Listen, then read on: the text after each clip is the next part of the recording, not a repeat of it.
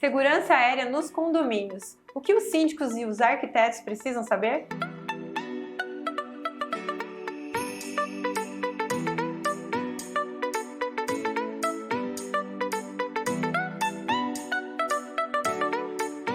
Olá, a revista Condomitim chegou e um dos assuntos mais importantes dessa edição é sobre local para resgate aéreo ou heliponto. Essa dúvida aí tem dado o que falar porque a gente está falando de Balneário Camboriú, que é uma cidade super verticalizada, e o nosso convidado especial aqui é o Emerson Eduardo Moraes. O Emerson não só é síndico, mas ele é oficial da reserva da aeronáutica, piloto, administrador com MBA em gestão e especializado em logística, administração no geral. Emerson, muito bem-vindo.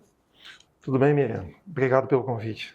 A gente que agradece, a gente sabe do teu conhecimento técnico, né? A gente vira e mexe, a gente se encontra e tem uma situação, Emerson, que é essa questão dos helipontos, ou seria realmente o... Vamos começar aí falando sobre isso, o local de resgate aéreo ou heliponto. Qual que seria essa diferença? Bom, basicamente, digamos que o termo heliponto é completamente errôneo para essa denominação desses pontos de toques que foram estipulados como uma decisão inovadora no estado de Santa Catarina, né? Creio eu que essa solução foi adotada em virtude, como você falou, da verticalização dos condomínios e realmente uma situação onde a exigência do ponto de vista segurança previa pelo menos 2 pontos de abandono do condomínio, conforme situações de algum risco de uma situação de incêndio, algum risco de algum dano maior. Bom, a documentação, então, apresentava como solução a criação dessas áreas de toque nas partes superiores do condomínio, né? E com o tempo... Acima de 40 ou 50... Acima de 40 metros de altura. Né? Então, o que em Balneário Camboriú praticamente é quase que regra, né? Se tornou uma situação corriqueira, a produção desses locais, mas não se pensou praticamente durante esse processo na evolução de como isso seria considerado. Então, quando você fala de um heliponto, a primeira coisa que você pensa é o seguinte: vou construir um heliponto. Eu tenho um local físico adequado para fazer esse espaço? Esse local tem as dimensões adequadas?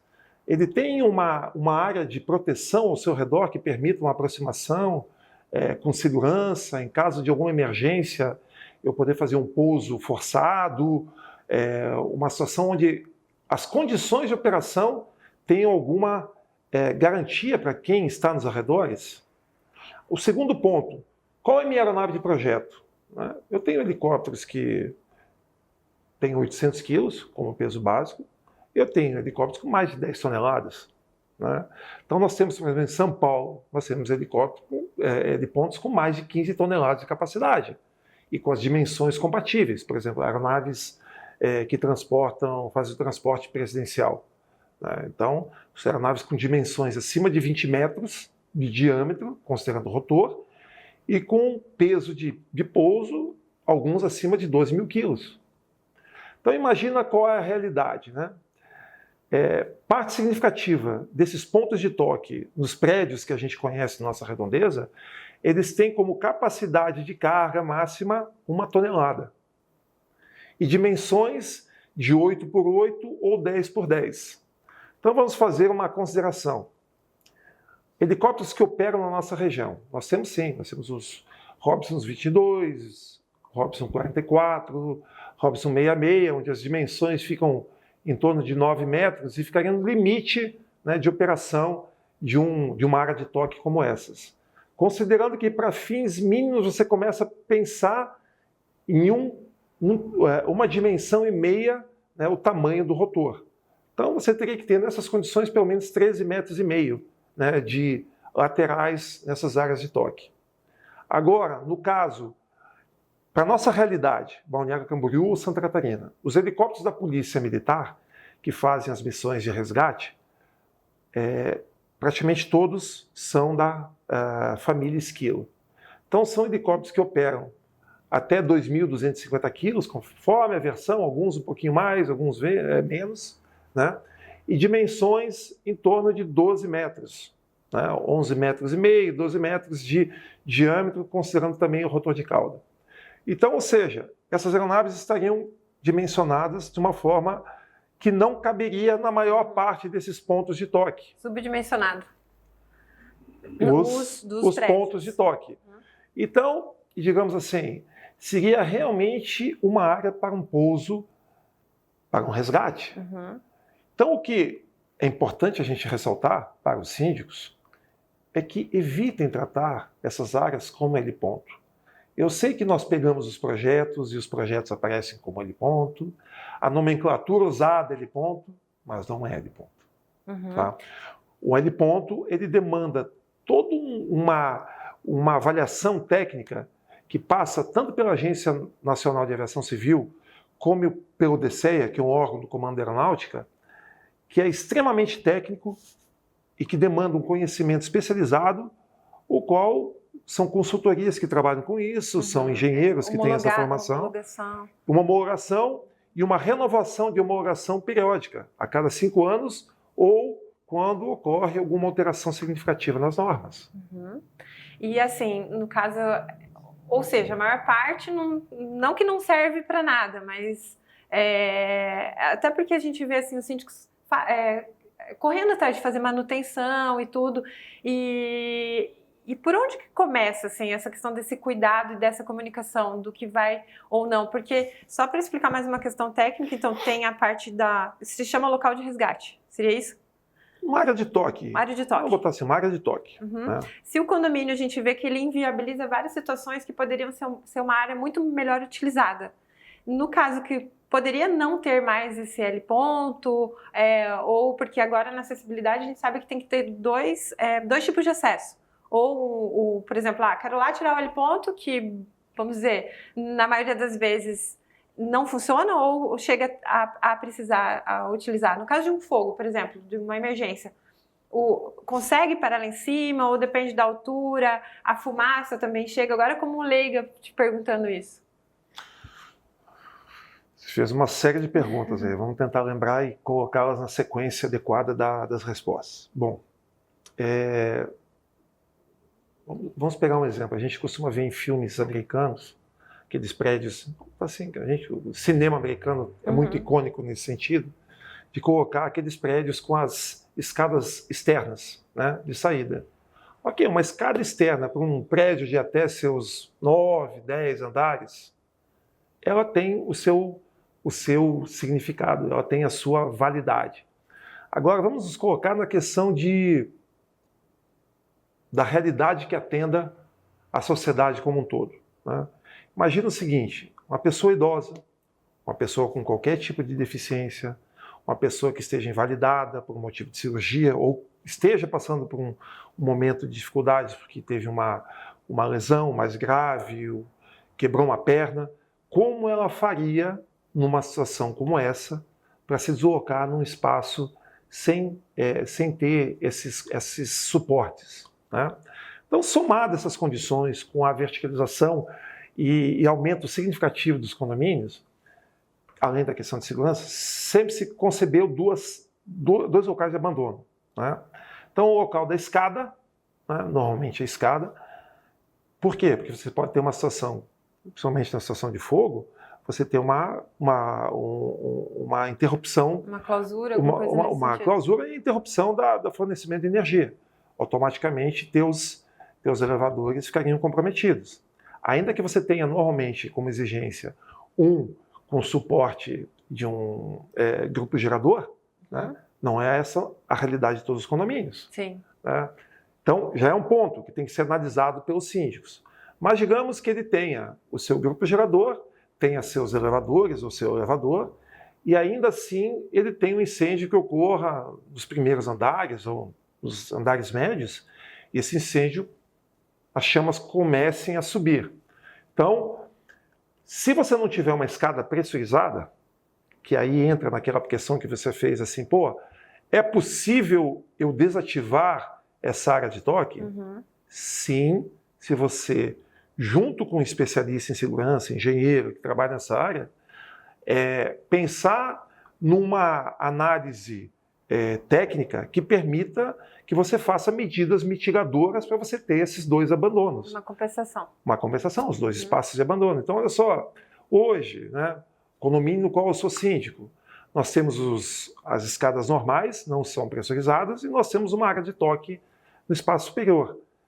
Se eu tiver a intenção de desativar essa área, a primeira ação que eu preciso tomar é fazer uma pesquisa de como seria a viabilização de tornar essa escada pressurizada. Tá? Então, a primeira ação seria essa.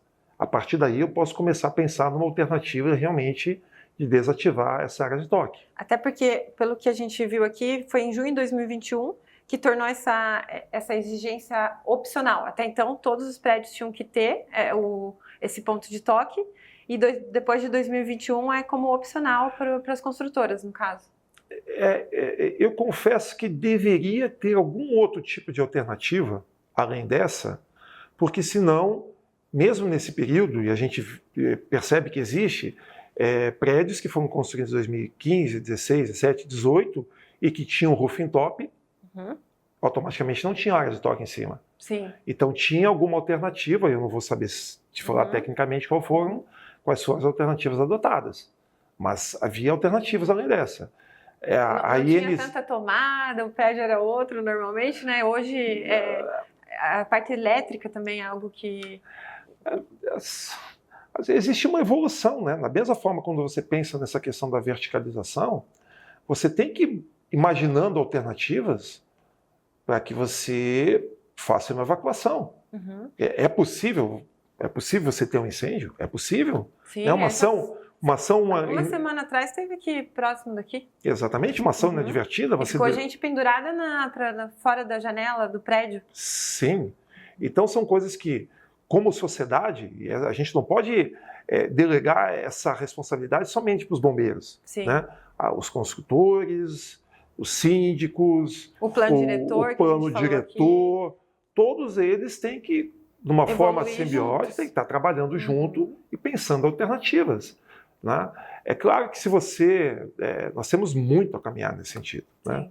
Muitas ações, né? Porque se você for realmente ser extremamente crítico, você vai pensar o seguinte: ok, se eu faço um prédio de 50 andares, será que a estrutura da cidade comporta uma ação para poder fazer uma atuação, um incêndio no 45º andar? A mobilidade urbana já não ajuda também. Nós temos caminhões e bombeiros que atendem essa altura? Nós temos pessoal qualificado? Consegue a água chegar? É suficiente?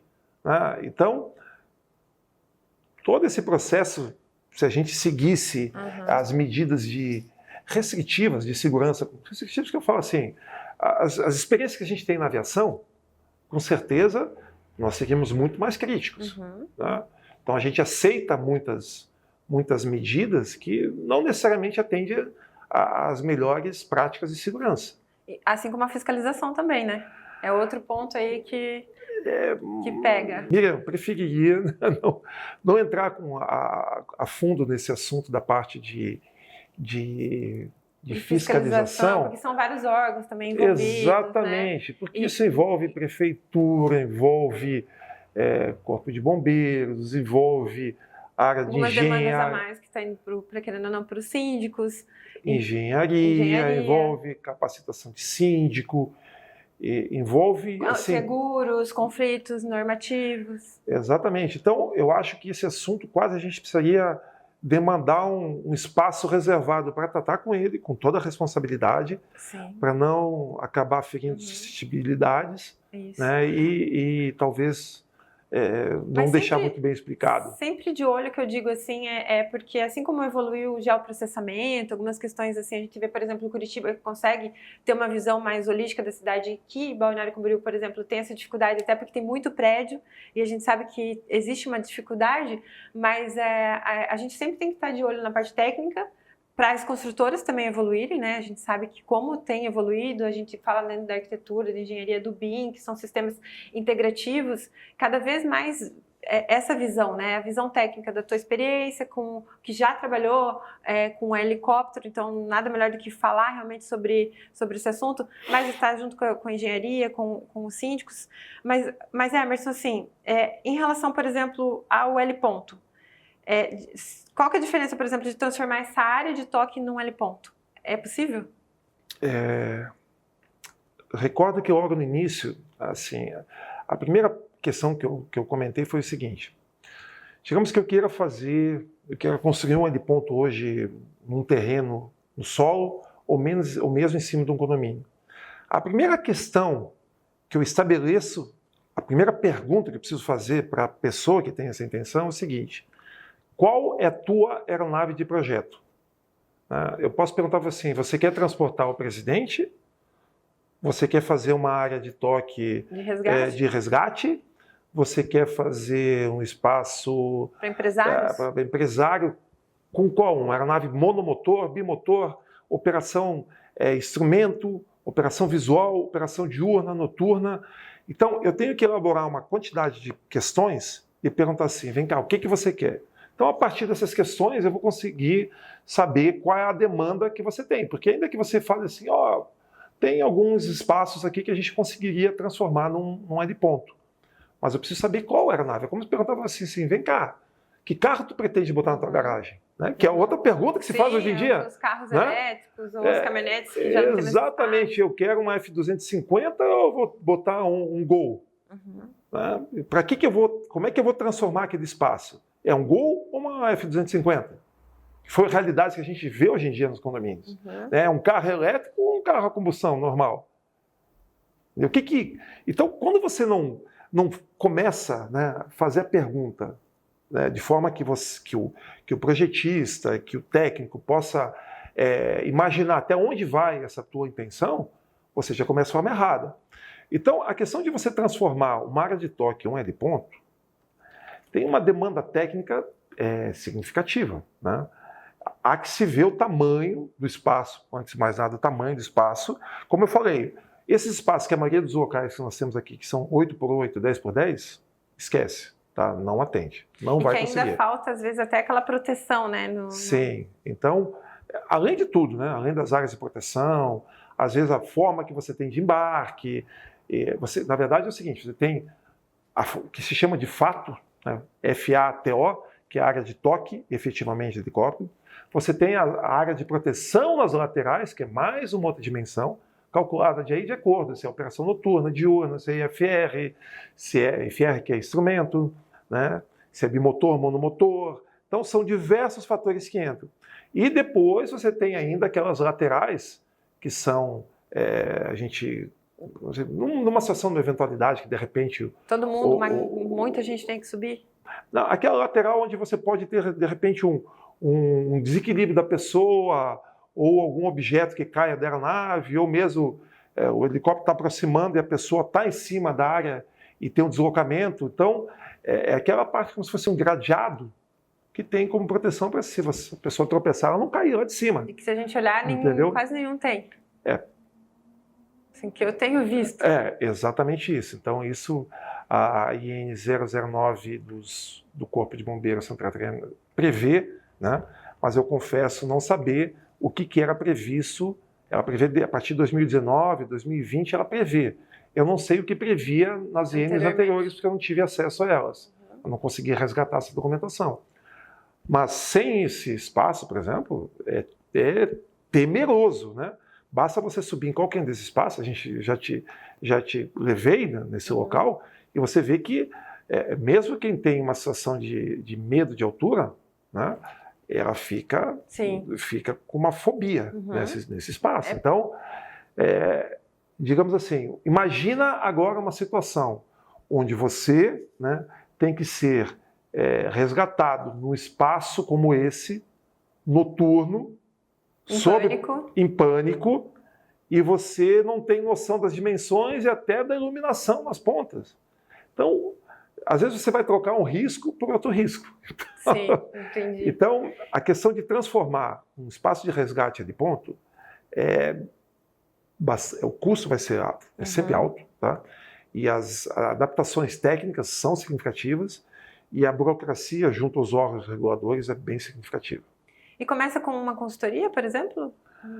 A primeira questão é você buscar uma consultoria aeronáutica. Ponto. Para fazer análise do espaço, vai tirar dimensões, fazer as perguntas básicas, né? O que se espera daquilo. É porque tá? até, por exemplo, até condomínios de lotes, a gente vê que não é fácil, né, de conseguir, porque tem pássaros, às vezes, envolvidos, barulho também, várias situações então, são consideradas. Né, você tem, além de tudo, um dos estudos básicos que você faz é a zona de proteção aeroportuária.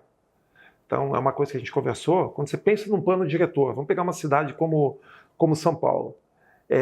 Periodicamente, a prefeitura faz uma reunião com os órgãos da aeronáutica para reavaliar as áreas de construção. Por quê?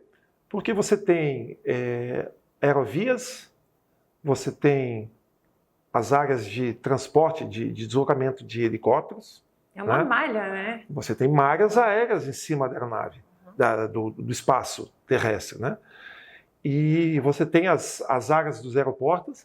E uma consideração, Miriam, cada vez que você tem uma construção de um heliponto, basicamente a norma estabelece que você tenha 2 áreas de aproximação e decolagem.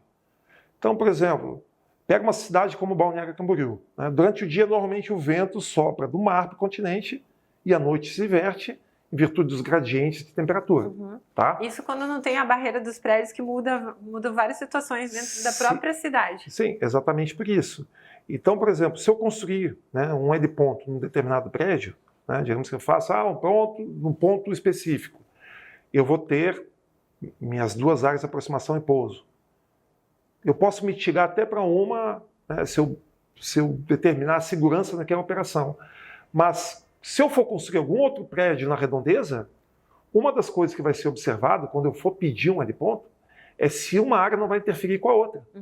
Entendeu? Então, áreas como São Paulo, por exemplo, além desse estudo que é detalhado, porque você tem muito heliponto, você tem áreas centrais onde elas são controladas, o acesso a helicóptero, porque ela interfere com o tráfego aéreo da região. Ou interfere com o Campo de Marte, ou com Congonhas, ou com Guarulhos. Então você cria todo um ecossistema, e aí tem a questão de ruído. Sim. O morador reclama, a altura que você vai estabelecer das aerovias, entendeu? Então tem uma dinâmica, que é uma realidade, por exemplo, que Balneário não vive, não talvez pela possibilidade financeira, mas pelas dimensões, né, da cidade, que embora ela realmente é verticalizada. Então, você embarcar num helicóptero para ir num local, em cima de um prédio, tem que ser um deslocamento mais significativo, senão... E a gente vê, assim, 2 ou 3 condomínios aqui, edifícios que são homologados, que daí, no caso, é o heliponto mesmo? Sim. Isso, né? Isso. E quando você comentou ali, por exemplo, sobre São Paulo, Balneário Camboriú, a gente sabe que tem 2 ou 3 edifícios que já tem esse heliponto homologado, no caso. Você sente, até pela tua experiência, ou até por amigos, enfim, no teu conhecimento em relação aos helicópteros, que existe esse déficit de precisa de mais condomínios, mais helipontos na região?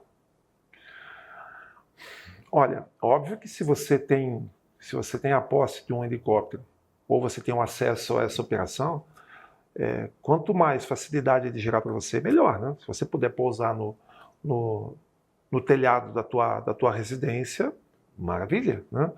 Eu conheço situações de quem tem ou tinha aeronaves aqui, helicópteros, e precisavam pousar num heliponto que não era tão centralizado. Então, às vezes a pessoa vem de Florianópolis, por exemplo, demora 10 minutos, e quando pousa de ponto para chegar até o centro, ela demora mais tempo do que isso. Se pegar um dia, uma sexta-feira com movimento, e precisa pegar BR para chegar até o... Então, obviamente, se você tiver essa facilidade, é bom, né? E isso nós estamos falando do contexto de helicópteros, né? Mas há que se considerar, é difícil mensurar quanto tempo, mas essa vai ser uma realidade que talvez 10 anos, 15 anos, a gente vai começar a vivenciar nos eVTOLs, né, que são esses, uma forma bem simplória, são esses helicópteros reduzidos, ou são dronezões, ou mini helicópteros com propulsão elétrica, e que nos remete à realidade dos Jetsons, né? E que a gente vai vivenciar, né? Não pense que vai ser tão rápido, porque tem muita pergunta ainda que não está respondida, e as certificações, as normatizações, né? Regulamentação, FAA, né? Que é a Agência Reguladora Americana, EASA, que é a Agência Reguladora Europeia, ainda estão sedentas, né, pelas informações dos fabricantes. Então, isso está chegando, o chinês está pronto. Não está. Mentira. Sim, tem né? Mentira, não tem nada. Né? E a questão de pensar sempre é o seguinte: a regulamentação que os chineses usam não é regulamentação ocidental. Sim, com entendeu? certeza. Então, você comprar um drone, beleza. Você comprar um veículo que move pessoas, não é a mesma Ou aquele que burocracia. apaga incêndio?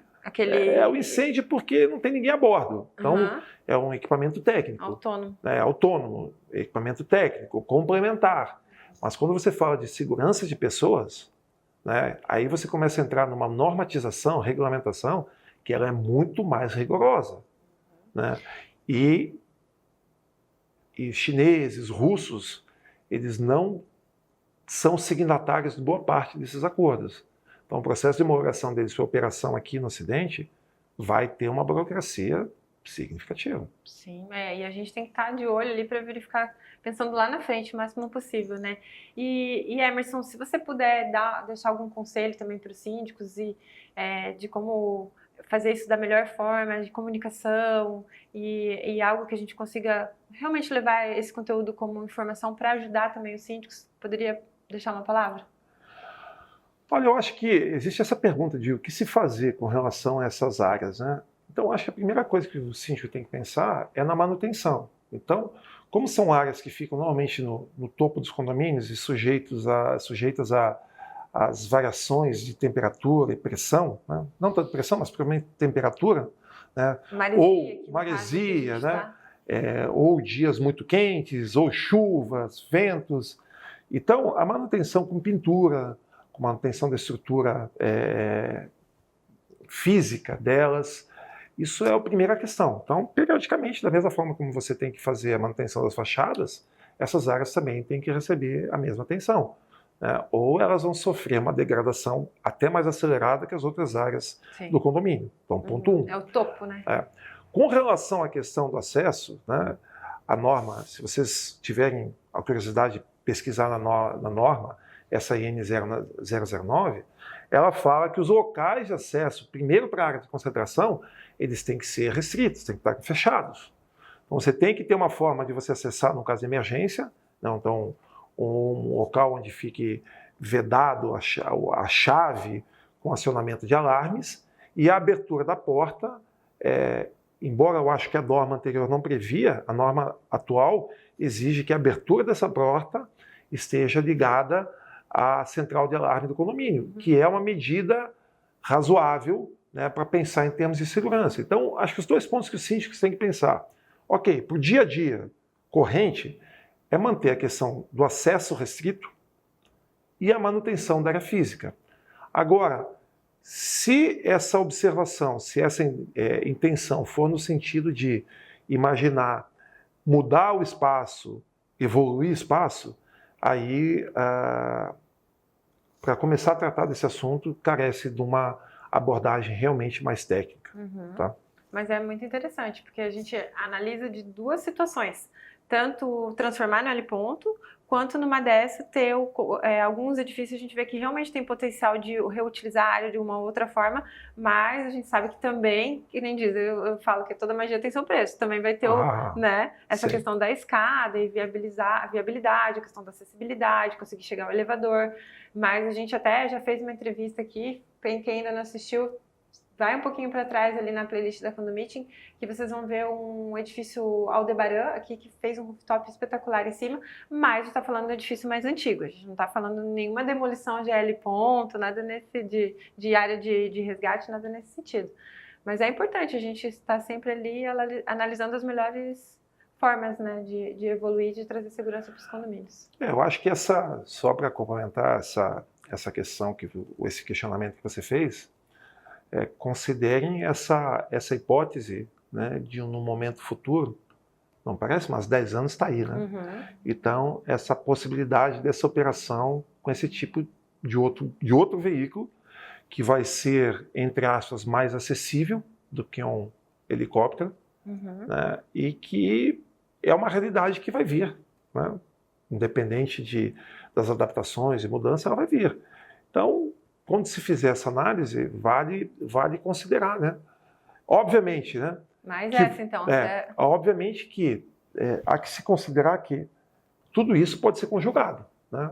Com um bom planejamento técnico, boas medidas mitigadoras, você consegue manter essa área de toque, talvez fazer uma ocupação da área de concentração, que em alguns condomínios ela é bastante significativa, e no local nobre, que normalmente é a parte de cima dos condomínios, e fazer uma adaptação às escadas, né, tornando-as pressurizadas. Então, com dinheiro tudo é possível. Sim, né? Com uma boa pesquisa, planejamento técnico e financeiro, tudo é possível. Sim. Né? Então, é isso aí. Quero te agradecer, Emerson, mais uma vez. Muito obrigada. Obrigada também por contribuir o conteúdo que está na revista. É realmente um tema muito importante. A gente tem conteúdos muito bacana, até para quem quiser acompanhar a revista online, está no site da Kunomeeting, já está lá. Vai ter alteração agora, a gente vai falar sobre isso também na NR1, é uma matéria da Sônia que vai falar sobre a qualidade de vida, que tem que ter um apoio psicológico até para os funcionários também, e vai estar chegando isso nos condomínios. A Sônia vai gravar uma entrevista com a gente também sobre esse assunto, vai trazer esse conteúdo, mas esses são alguns dos conteúdos da edição da revista. A gente sempre busca os nossos diamantes pelo Brasil, a gente fala assim que síndicos como o Emerson, que tem esse apoio técnico, a gente tem a área ambiental também bem desenvolvida, a parte da acessibilidade, enfim, porque os condomínios cada vez mais a gente vê aí que as exigências são grandes, né, Emerson? Você vê ali que às vezes acaba pegando, às vezes até um edifício que muitas vezes a construtora ali está evoluindo. A gente sente que está evoluindo, mas também as construtoras têm que estar ali sabendo como é que é a operação dos síndicos ali, porque no dia a dia quem está lá cuidando dos condomínios são os síndicos, né, Emerson? É um trabalho árduo. bem glório. E a gente Isso nunca agrada. E o Emerson é síndico morador também, né? O que é mais difícil. Um dos desafios. Mais uma vez, muito obrigada. Esteja aí sempre com a gente. Primeira vez aqui que a gente está gravando entrevista juntos, mas fica o convite aí para sempre estar contribuindo com a gente. E além da revista, Condocasa também, nas redes sociais, sempre trazendo inovação para o mercado condominial. Deixa o like para a gente, deixa os comentários também, diz aí como é que são os L-pontos, os pontos de resgates aí na cidade de vocês também. Até mais!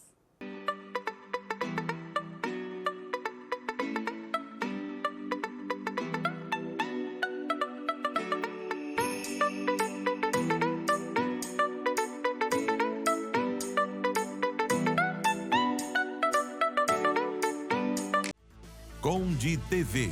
Informação de qualidade e credibilidade é aqui.